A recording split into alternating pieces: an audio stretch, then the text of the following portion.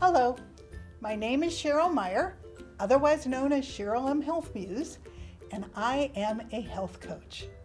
I want to welcome you to my podcast, It Feels Good to Feel Good, Future-Proof Your Health. This is a weekly show that will share lifestyle changes that you can make to support your health yourself. Why do I want to share this information with you? 7 years ago, after being a business owner for 20 years, I woke up one morning in horrific pain where every bone and every joint in my body hurt. I went to the doctor. She ran lots of tests, and then she ran some more, and then she ran some more, and finally she called me and announced she was going to give me steroids, but there was absolutely nothing wrong with me and I should seek therapy. I knew something was wrong. I hurt. So she told me I would be on steroids for the rest of my life, and I refused that I was going to have a life of pain and pills. So why was I going to take steroids if there was nothing wrong with me? So I dug in and started researching, and I turned my business over to my staff. I found a functional doctor who confirmed that I had autoimmune disease. By making a series of significant lifestyle changes that I could do for myself, 5 years later, I had returned to relative health. The best part is that I am now 70, and I feel better now than I did when I was 50. I no longer hurt, which is huge. I will always have autoimmune disease, but losing the pain has been amazing. I went back to school at 67 and became a health coach because I want to share everything that I learned with others. And I wrote a book called It Feels Good to Feel Good, Learn to Eliminate Toxins, Reduce Inflammation, and Feel Great Again, as the manual I wish that I had had when I got sick, and my book has won 13 awards. So whether you want to future-proof your health and grow old with dignity and grace without dementia and chronic pain and disease, which you don't need to get, or whether or not you already have a chronic condition like autoimmune disease or cancer or heart disease, and you want to learn about what things you can do to improve your long-term health, or whether you want to improve the health of your families and raise healthy children, because 53% of our children have a chronic condition, I look forward to sharing all this information with you. I will tell you, it truly does feel good to feel good, so let's get started. I look forward to having you join me here every week, and I want to give you hope that if you have chronic pain or chronic disease, you can make changes that will improve your health. And if you don't want to go there, you're going to be fine if you listen to the show and put these things into work. I want to give you information so that you can grow old and have a better tomorrow. So thank you for joining me. Let's get started.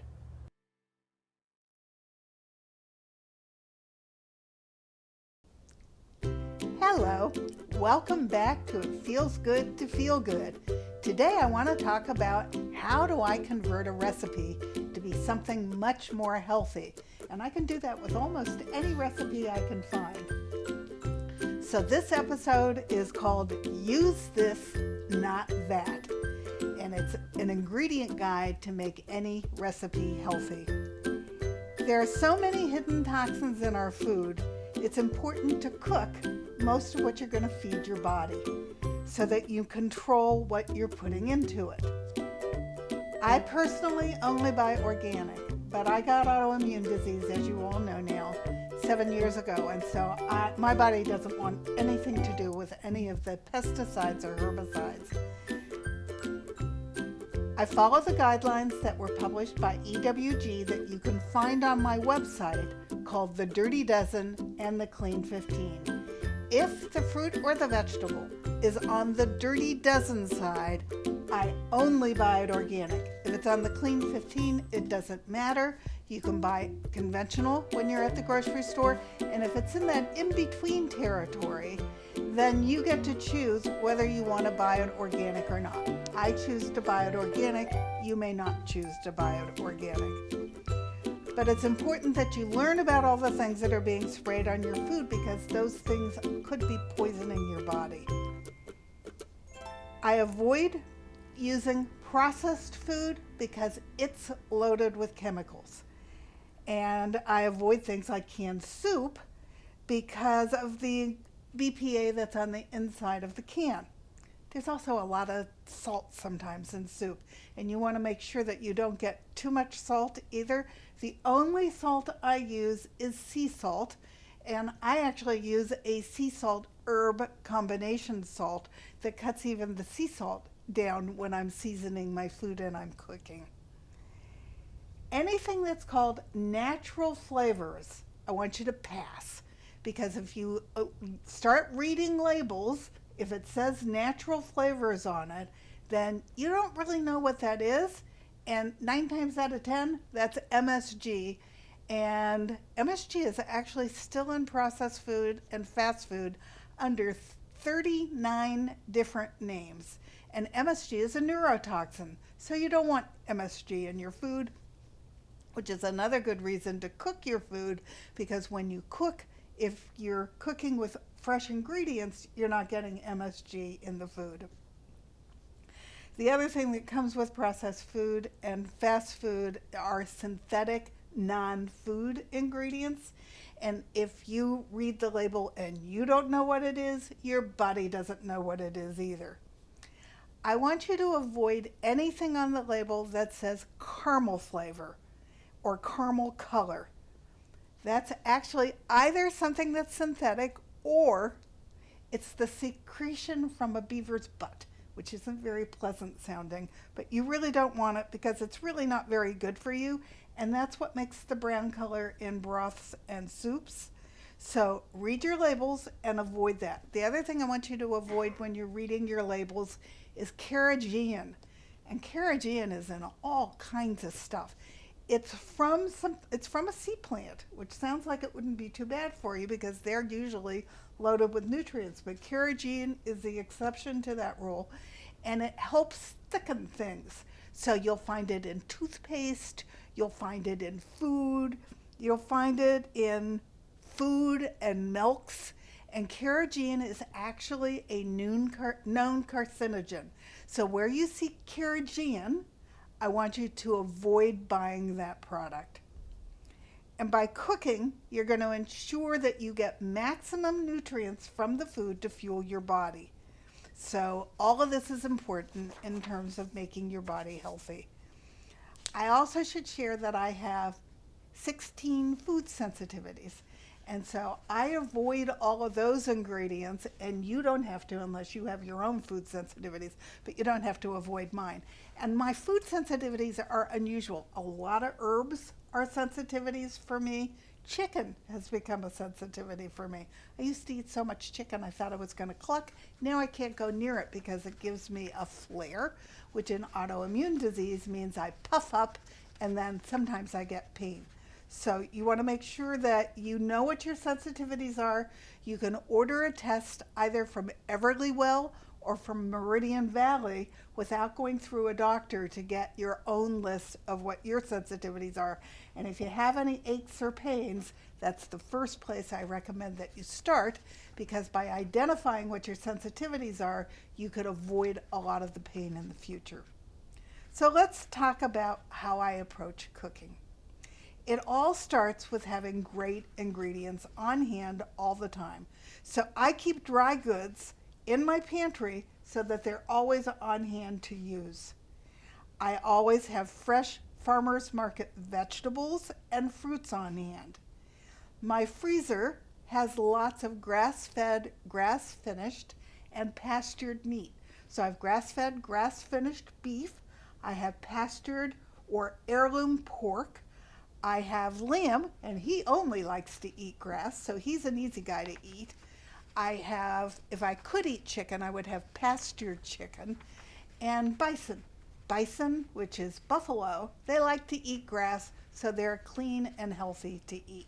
So that's what I keep in my freezer. I also keep wild caught fishes on hand, which are salmon, mostly salmon, but we also do eat petrale sole. We have a great fishmonger from our farmer's market, so she makes sure that what we buy from her is not loaded with toxins.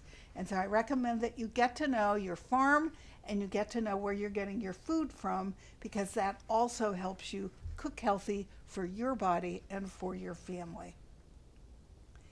One of the first things I do in the morning is I decide what meat is it that I want to eat that day. So I take that meat out of the freezer, and then I survey the veggies that I have so that I know what I have to make a salad and I know what I have to make side dishes with.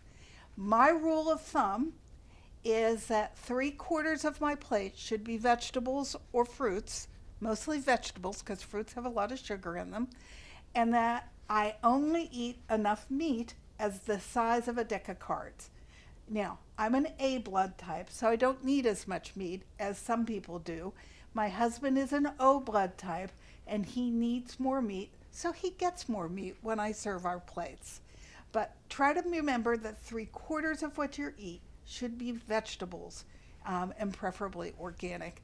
And the rest of my statement is, you'll hear me say this often, I want you to eat organic from a farm as close to you as possible, because you want to get them to pick the plant and still be ripe full of nutrients when you get it to your plate after you cook it, so that you're getting the maximum benefit that that plant has to offer to you.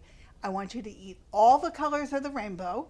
I did a show earlier in the season about why that's important, because all the colors work together to create a synergy in your body that creates health.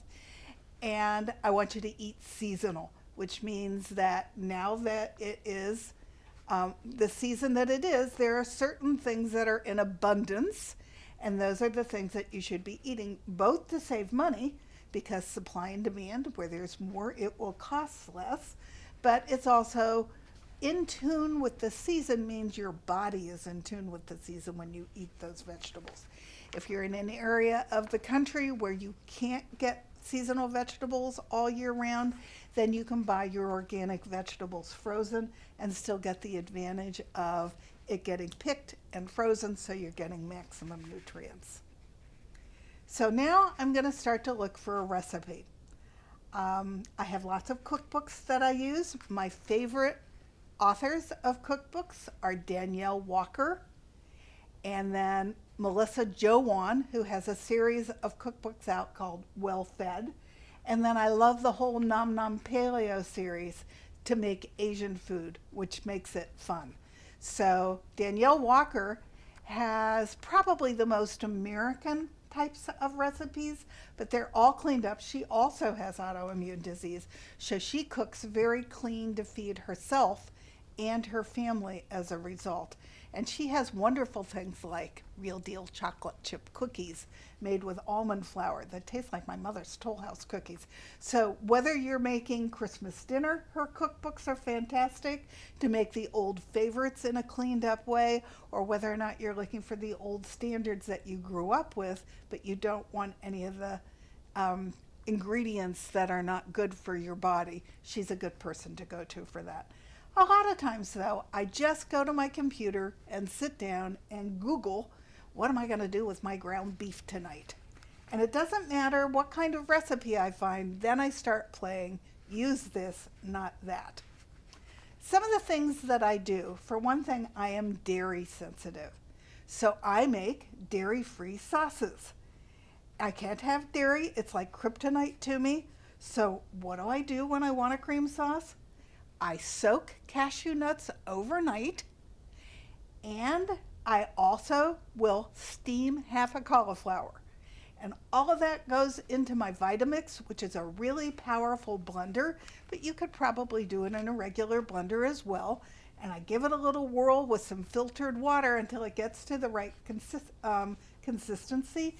And believe it or not, I have made everything from clam chowder to beef stroganoff with that as my cream sauce without going anywhere near dairy at all.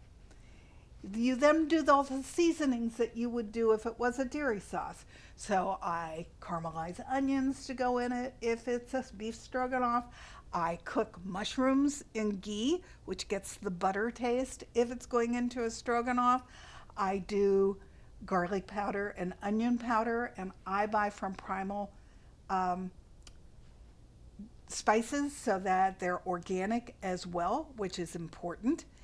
And then I have my secret weapon is a steak seasoning that just adds a little bit of zing to everything I cook. So I've even made Swedish meatballs with that cream sauce. So you can do all kinds of things if you're inventive. And it takes the place of sour cream and yogurt. Now, there is a yogurt that's non-dairy.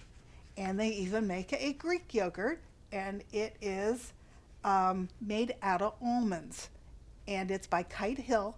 And it's really quite yummy. So when I need something that is really close to dairy, I will use the Kite Hill yogurt instead.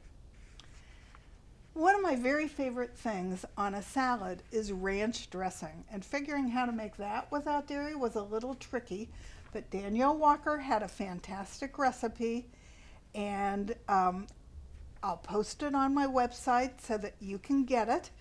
And what she does is use half coconut milk or cream and half mayonnaise, which I only use soy-free, and I use Follow Your Heart.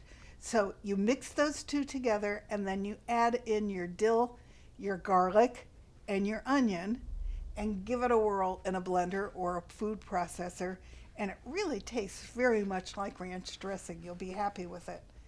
So condiments. What do I use for condiments? Because there's a lot of junk in condiments. There is a new line out by Primal Kitchen, and they make organic unsweetened barbecue sauce.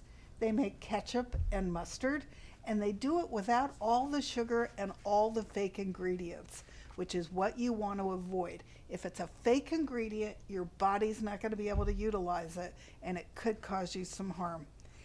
I have recently found a fake soy sauce by Ocean's Halo. It tastes like soy sauce, but it has no soy in it. And remember, 90% of soy is genetically modified.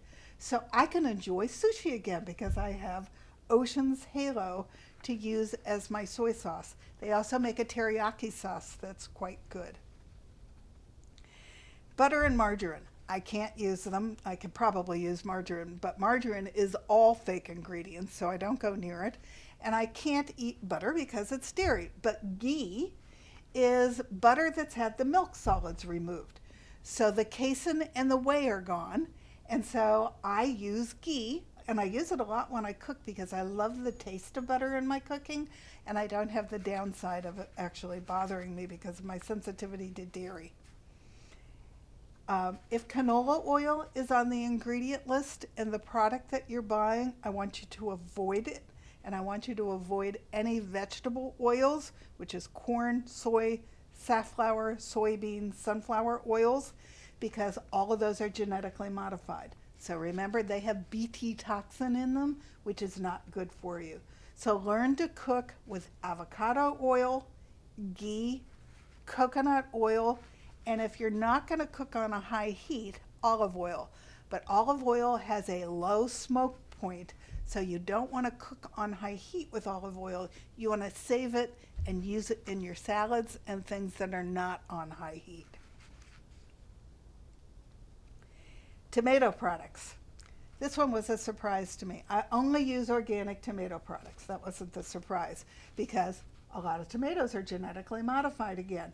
But you only want to buy your tomato products in glass because if you're buying them in a can, you're picking up the acidic nature of the tomato is picking up the metal from the can, and you don't want that in your body either. So I actually buy Jovial tomatoes in glass jars, and I use their crushed tomatoes and their tomato sauce. And there's also a tomato paste. It's the same size as a little tomato paste can, only it's a little tomato paste jar, and that's what you want to use instead. For organic pasta sauce, I still do use one that is made with conventional tomatoes by Rouse because it tastes the most like my mother's homemade tomato sauce. So that's the only time that I'm getting the Bt toxin into my body. Pizza. We will make pizza a lot. I have found a wonderful pizza crust that's plain from a company called Capello's. They're in Colorado, and you can also buy cheese pizzas from them, but we just buy the crust. We buy them 8 at a time, and we keep them in our freezer. And we're even been known to have pizza parties where everybody comes over and puts their own toppings onto the pizza. We use organic pizza sauce, and we have bought a steel plate or a ceramic plate that we cook our pizzas on, because we put it into the oven an hour ahead of time and it gets nice and hot, just like a pizza oven, so that we get that nice crunchiness on our pizza crust. And then what do I put on the pizza? I will caramelize onions, I will caramelize red pepper, I will cook mushrooms in ghee so that they are delicious. And all of these go into little tiny bowls. I'll cut up Kalamata olives. I have found some great vegan cheeses that I use, and you can even find, Kite Hill has a ricotta cheese, and there are lots of good mozzarella cheeses that are vegan, that are not dairy. And so we put all that out so that people can choose whatever it is that they like. We buy Applegate meats to go on our pizza. I like the ham. I prefer the boiled ham. My husband prefers the salami and the pepperoni, but Applegate cold cuts have less chemicals and synthetic things in them, so they're healthier. So we use those on our pizzas. And so we even went to a pizza party once and we took our own pizza. And so when the pizzas arrived and everybody got their pizza slices, we pulled ours out of the box and we ate our pizza, so we were eating pizza with everybody else. My new favorite vegan cheese are Violifes. You can find them at Whole Foods, and they have a provolone that's particularly yummy, and they have a very nice Parmesan cheese. So things are changing rapidly to make it easier for those of us who are dairy sensitive to get back to some of the old tastes that we miss and love. Rices, pasta, and potatoes. If it calls for one of those, my first thing that I like to do is do cauliflower rice. And I'll opt to do that instead of a brown or a white rice. If you're going to use real rice, make sure that you're buying California rice, because it has less toxins in it than rice from other areas of the country. There's a lot of arsenic in rice, and so you don't want that in your body. That's a heavy toxic metal. For anybody who ever saw arsenic in Old Lace, you know it can kill people. So you want to make sure that you're not getting arsenic in your body. And arsenic is one of those metals that goes into your body and stays in your body, so you really don't want it.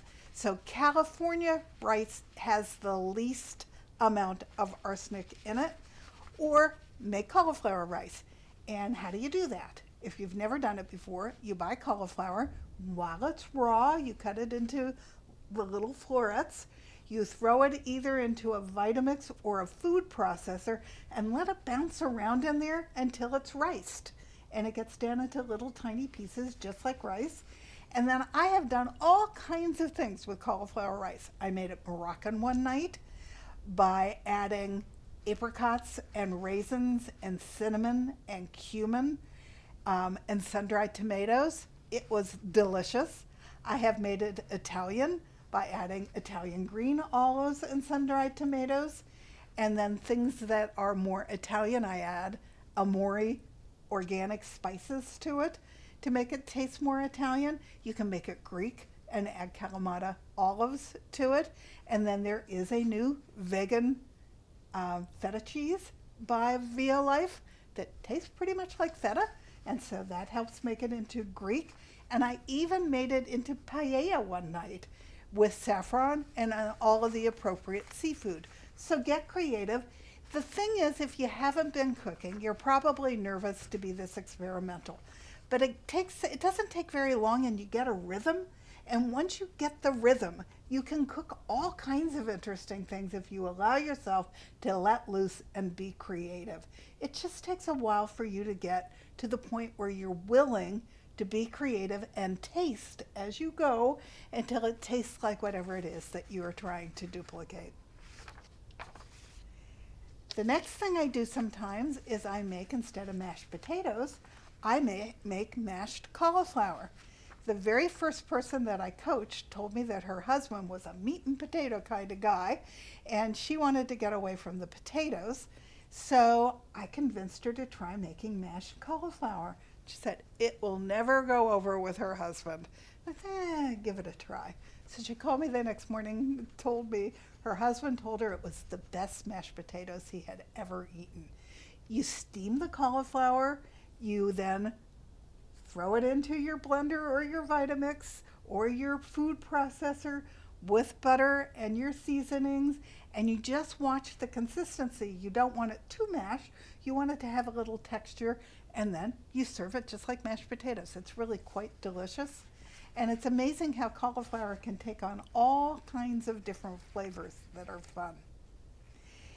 If I am going to eat pasta, rice, and grains, I only buy pasta that's from Europe that's organic. Again, pasta is doused in this country in glyphosate, which is Roundup, which has now lost 3 lawsuits that it's creating cancer. So you don't want to have the glyphosate, and it's drenched in it because they get a bigger yield from the wheat if they drench it in glyphosate. And so you much better off. I discovered this when we went to Europe. I thought I had a gluten problem. Ends up I didn't have a gluten problem. I had a glyphosate problem, and I could eat pasta all over Europe. So now I make sure that I only buy European organic pasta, and then that's what I use. I also buy Langstrom's rice because they're very picky with how they grow their rice. They make rice mixes, and they're quite delicious. And then the other thing that I'll use sometimes as grains with my meal is quinoa, which is very healthy.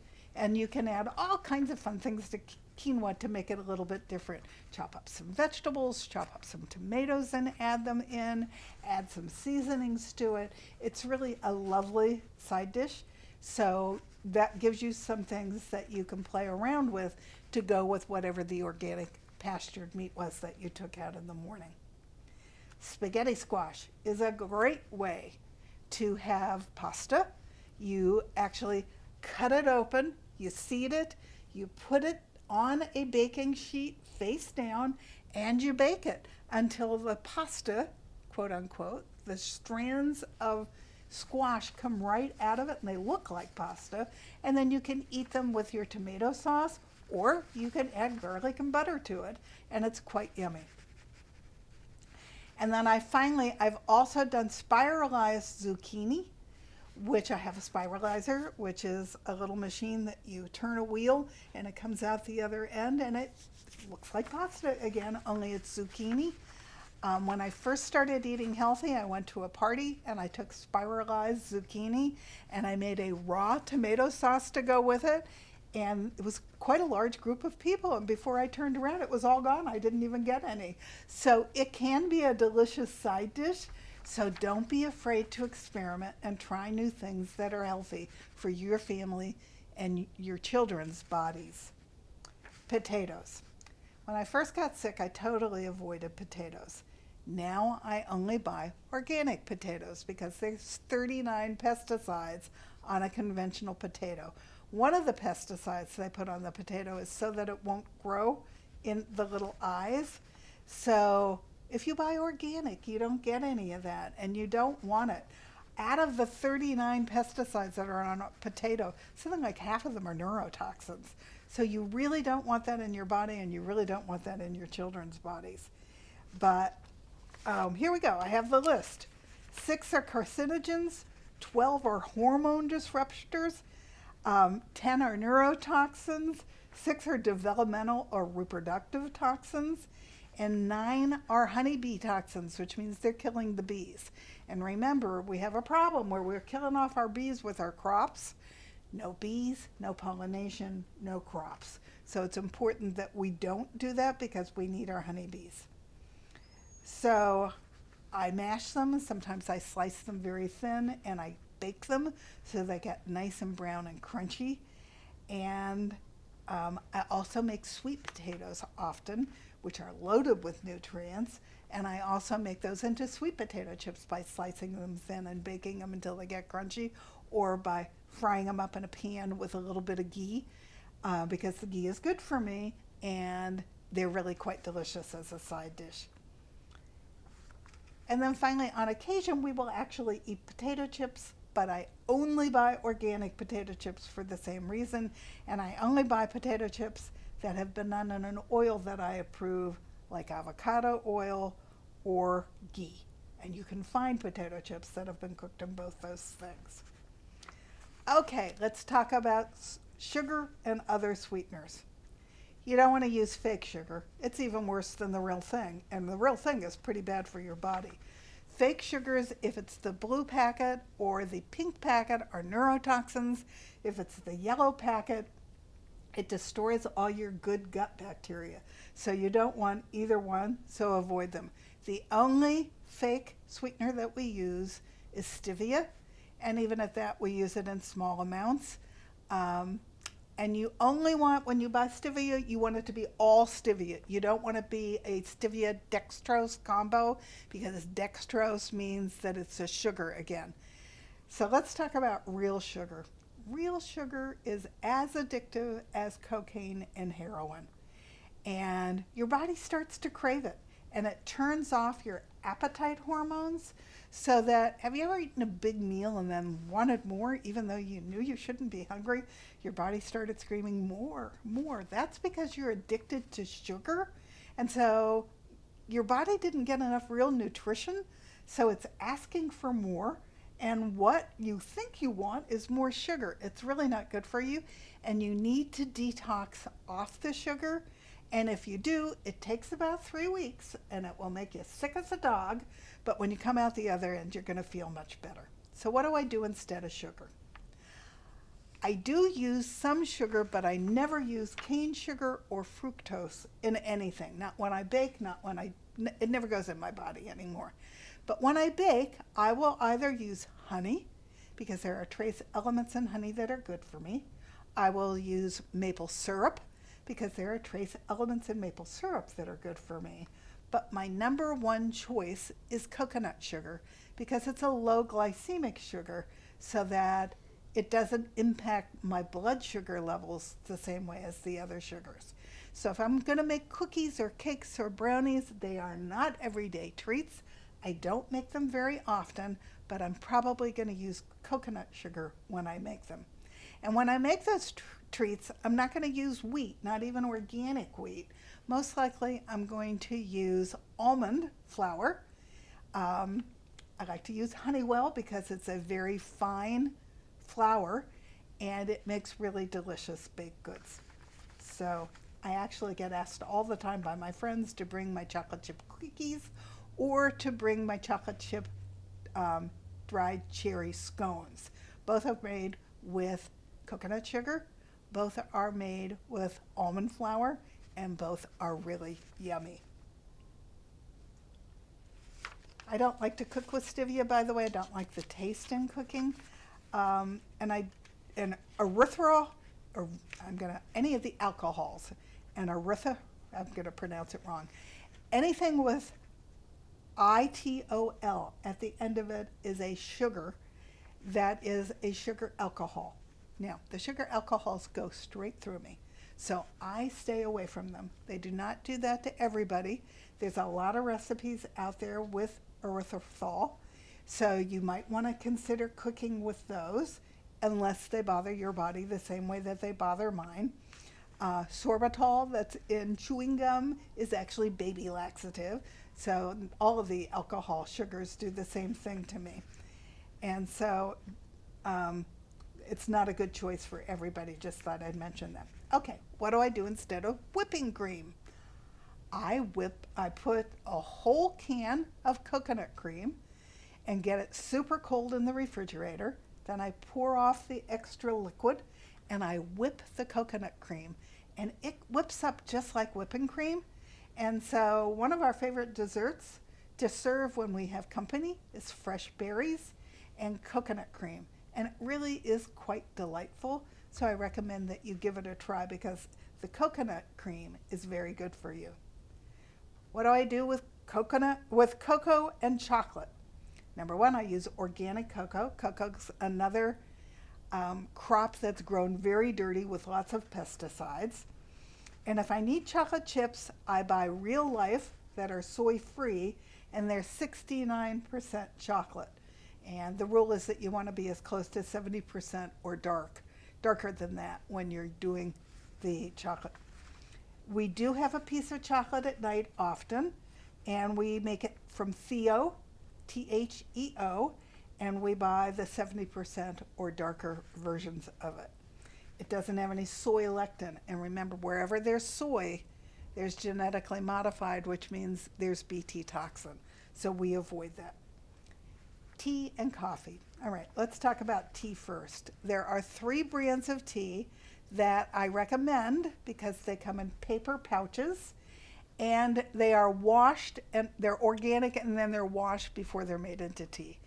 A lot of tea is grown with chemicals, and it's not washed, and it goes right into those cute little triangular bags that I thought were so adorable until I realized they're plastic. So when those dip into hot water, you're getting a healthy dose of all the toxins from the plastic at the same time.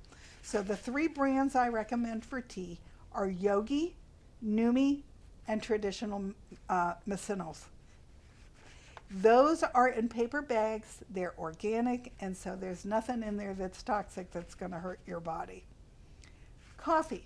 Took me a long time to find an organic coffee that was a really dark roast that I enjoyed, and coffee is another very dirty crop. So you want to make sure that you're drinking organic, and the one that I found was Mayorga, and it's Cafe Cubano, and it is really delicious because it has a rich, dark flavor, and you can find that online. You can also find it on Amazon. For spices, I buy from Primal Palette. For Italian, I use Amore. I use their garlic and their onion powder, and I put that into almost everything I cook. I also use their organic cinnamon and their cloves and their nutmeg. And for vanilla, I use Simply Organics because all of that stuff I want without the pesticides and the herbicides. Bone broth is super good for you, but you only want to be using bone broth from grass-fed, grass-finished beef or from pastured chickens. I also make bone broth out of organic turkey. And as a matter of fact, one of the things we've been brought up to believe is that milk makes our bones strong, and milk does not make our bones strong. Milk is acidic, and so our bodies actually pull calcium out of our bones to protect our kidneys. So what you want to do is have bone broth. You can buy your own bones and you can boil them. You can roast them. There's all kinds of recipes for making your own bone broth. I buy a lot of my hard goods, my pantry goods, from a company called Thrive Market. I pay $45. It's a membership. And then I save 25% on everything else that I buy from them through the year. And they have their own brand of bone broth that I love and that I use. I use it to steam vegetables. I use it in all my soups. And it's, as we're going into the fall and the winter, I make lots of soup. So I really enjoy their bone broth. Or we've been known to make our own. My husband loves to roast the bones so that we can make our own bone broth. Bone broth is really good for your bones. So think about that. That's what you need if you have a problem with osteoporosis. I always have bone broth in my pantry, and the bone broth I buy actually comes in little boxes, so it's always there ready to be used with any recipe. You can also buy frozen bone broths that I keep in the freezer that have a richer, thicker gelatin taste that are quite yummy. But if I just need something quickly, the bone broth that I buy from Thrive Market is a marvelous thing. We already talked about what I buy for meat. If you can't get it in the winter where you are, I buy from Wellness Meats in Missouri, which is a great place to get your meat. And if you buy a certain amount, they will ship it for free. And check out what they have on sale first, because they always have sale on some of their cuts. So buy those so that you're getting the best bang for your money. Eggs. I only use pastured eggs, not cage-free, pastured, free-run chicken eggs. Cage-free just means that they still don't have any room and they're on top of each other and they're just not in cages, but they're not living a very happy life. You want the pastured ones because then you're not getting their stress hormones, and those are healthy, happy chickens that are eating what they're supposed to eat, which is grass and bugs. So they're also the most delicious eggs. For flour, depending upon what I'm making, I already shared with you, I will use almond flour. But if I'm going to make a pie crust, I probably will use cassava flour, which is from the same plant that a tapioca is from. It makes really great pie crusts that are delicious. And Daniel Walker has lots of recipes for this. I do use organic all-purpose flour from Bob's Mills when I'm dredging and sauteing fish. And then I add all my Primal Valid seasonings to it. And then I use Trader Joe's aluminum-free baking powder and Bob's baking soda. You don't want aluminum in your body. That's another toxic metal. So make sure that if you're going to use baking powder that you're buying aluminum-free. Waffles and pancakes. I make my own syrup for pancakes and waffles. And I make it with almond flour again. No, I don't make the syrup with almond flour. I make the pancakes with almond flour. And the syrup is frozen organic berries, a little tiny bit of maple syrup. I don't need all the sweet. A little bit of ghee, and then I cook it in a saucepan until it's a syrup consistency, and that's what we eat on our almond pancakes and waffles. And there is a mix that I buy sometime called Simply Organic that makes a very nice mix that doesn't have anything that's nasty in it, so sometimes I'll just make it from there for ease. Shortening. My mother always used to use Crisco. Well, guess what? It's not got such great ingredients in it, and it's loaded with GMO soy. So I now use Nutiva Organic Vegan Superfood Shortening instead. And probably the only time I use it is if I'm making biscuits or pie crust. But there are alternatives for almost everything that you would make, so you don't need to use the old icky version. You can find the new cleaned up version that's available on the market. If the recipe calls for olive oil, make sure it is either Californian or certified. You're going to look for the certification, Italian or Spanish olive oil that declares it's 100% olive oil. Believe it or not, the mafia has gotten involved with the olive oil industry. So you want to make sure that you buy Californian, because they control that if it says it's olive oil and it says it's Californian, it's olive oil. Or you want to make sure if it's Italian or Spanish, it has a little certification. And what that little certification means is that they've literally tracked that olive from the tree into the bottle so that you know what you're getting is real olive oil. Okay, these are the names of the cookbooks that I use. Daniel Walker's cookbook series is called Against All Grain. Melissa Jolwan's cookbook series is called The Well-Fed Blog and Cookbook. Michelle Tam is the cook that does the Nom Nom Paleo series. And then there's one other that I use called Deliciously Organic by Carrie Vitt.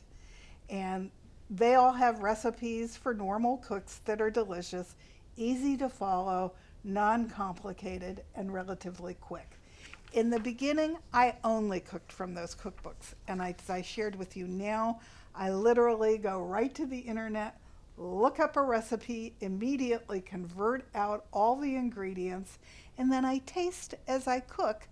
But I've become a pretty quick, short order cook.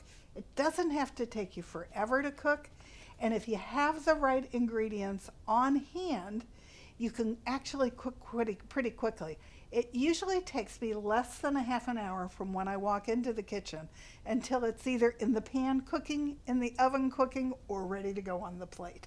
So it would take you that long to go pick up fast food. So learn to cook. It's the best thing you can do for your body and your health. And then use all of these, use this, not that, swap outs so that you're converting all your recipes to be healthy and yummy and delicious. Okay, we're a little short this week, but we're going to call it quits. That's enough for one session, and I'll be back next week with another way for you to find ways to be healthier and take good care of your body. Because if you take good care of your body's going to take good care of you. And my goal is to grow old, feel good, and not get dementia. And I'm sure that you have the same goals for yourself. So thank you for joining me today, and I'll see you next week. Hello. Since we have a little bit of time at the end of this podcast, I wanted to share with you that I have 3 books that I think might be very helpful for you. If you're somebody who has a chronic illness like I do, as I explained in the beginning, I got autoimmune disease 8 years ago, or if you have heart disease or you have cancer, then my first book is absolutely for you. If you're a mom raising a child that falls into the 53% of our children have a chronic illness, then my book is for you. If you are a mom who just wants to raise healthy children, there is so much meat in my book that will help you raise healthy children. My book is for you. I have lots of testimonials at heavenlytreepress.com. And you can also buy my books all on Amazon.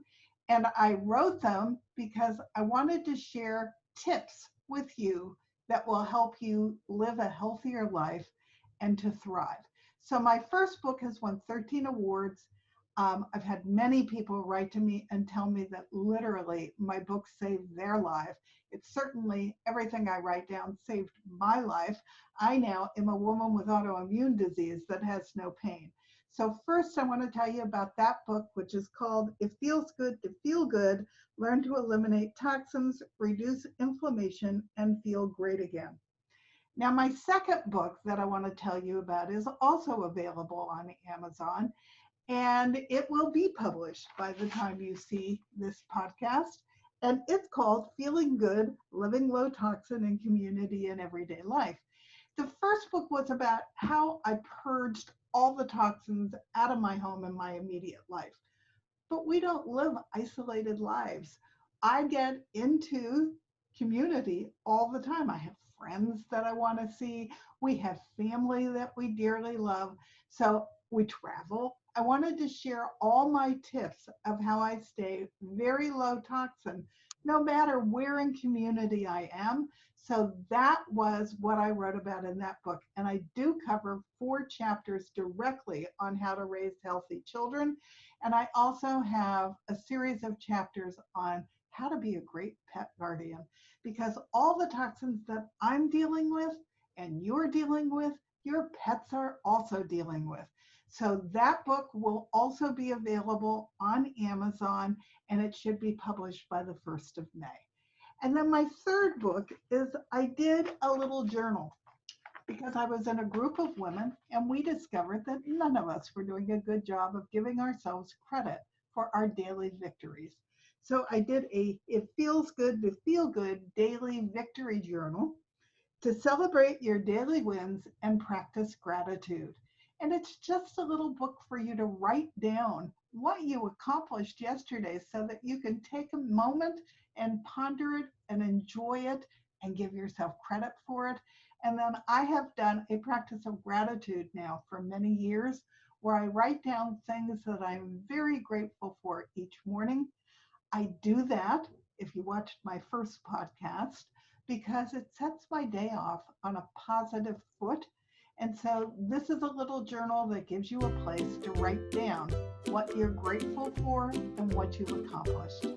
So all of those tools are available for you on Amazon or on my website at heavenlytreepress.com, because I want these tools to be available to you. The whole reason why I'm doing this is to give you the tools that I have learned and help you discover them so that you can be inspired to live a healthier life as well. So thank you very much. I look forward to having you join me next week for another episode of It Feels Good to Feel Good, Future-Proof Your Life. Thank you.